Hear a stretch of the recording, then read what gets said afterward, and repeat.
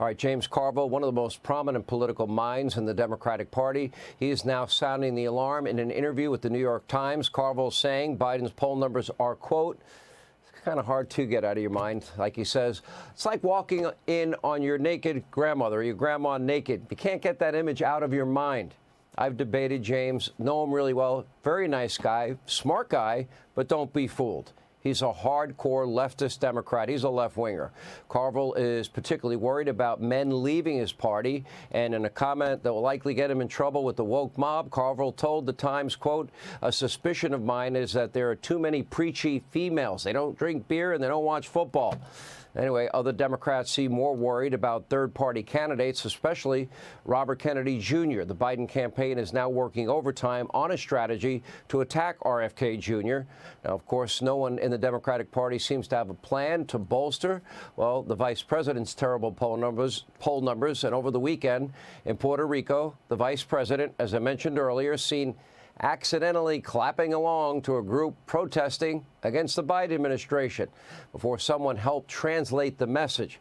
Anyway, here with reaction to all of this, she is the brand new RNC co-chair. Lara Trump is back with us. Laura, great to have you. Your reaction, they're so panicked, not only really about RFK.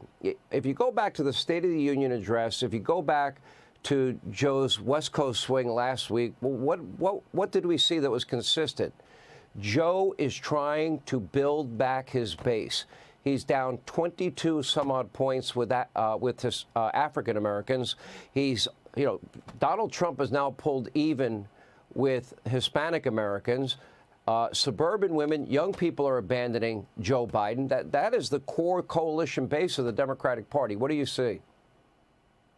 Absolutely. Look, there are hemorrhaging voters on the Democrat side. It is a huge problem for the party. And the fact that you have the Biden campaign, when you currently have the Republican and Democrat nominees for president established, worried about a third-party candidate, Sean, the alarm bells are certainly going off for them. And they're hemorrhaging all these voters because we have a unique opportunity right now to compare two presidents. We've seen 4 years of Donald Trump. We know what he will do. People remember how much better life was for them when Donald Trump was in office. You compare that to the last 3 years of Joe Biden as president, people say we don't want this anymore. And it is showing. The numbers you just referenced are huge. In 2020, Donald Trump got around 8% of the black vote. Right now, he's polling in 2024 at 23% with black voters. Some polling actually has him up 6 points with Hispanic voters over Joe Biden. Look at the swing states right now. Look at North Carolina, Pennsylvania, Georgia, Michigan, Florida. Donald Trump is leading Joe Biden in all these states. Whenever you ask people around this country, what is your number one concern? Immigration. What is your number two concern? The economy. These are places where Joe Biden has consistently failed. People want common sense. They want their life back. They want a better life and an easier life, and they know who delivered it for them. It was Donald Trump. And that is why at the RNC, we are very focused on this. We're going after all of those voters. Donald Trump is picking them off one by one. 224 days till Election Day, okay, and you just took on this new role. The issue of convincing Republicans and conservatives to vote early and vote by mail, something they have been resistant to, but also the legal ballot harvesting efforts that the Democrats seem to have mastered. Certainly, you at least want to match, if not surpass, their efforts. Can you get that done in 224 days? That seems like a heavy lift.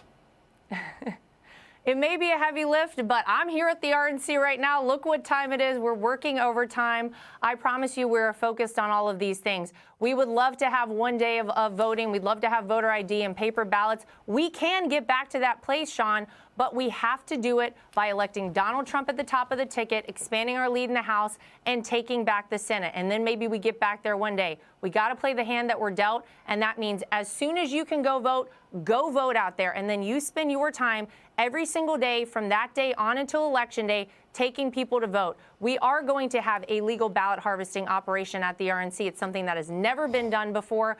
But yes, 224 days to victory. We are going to get it done because, Sean, we have no other options. If Joe Biden is successful, if the Democrats are successful in November, it means they are able to employ communist tactics, as you're just discussing, against their political opponents. It means that on the other side of this, we do not have the same country left. So we're focused, we're working hard, and we're going to make sure that on November 5th, there are no questions. Donald Trump will unanimously be the president of the United States. These are consequential times. This is definitely an inflection point for the country. There is no doubt about it. This is a crucial election. I've said that in the past. This is it. Lara Trump, thank you. Good to see you. Hey, Sean Hannity here. Hey, click here to subscribe to Fox News YouTube page and catch our hottest interviews and most compelling analysis. You will not get it anywhere else.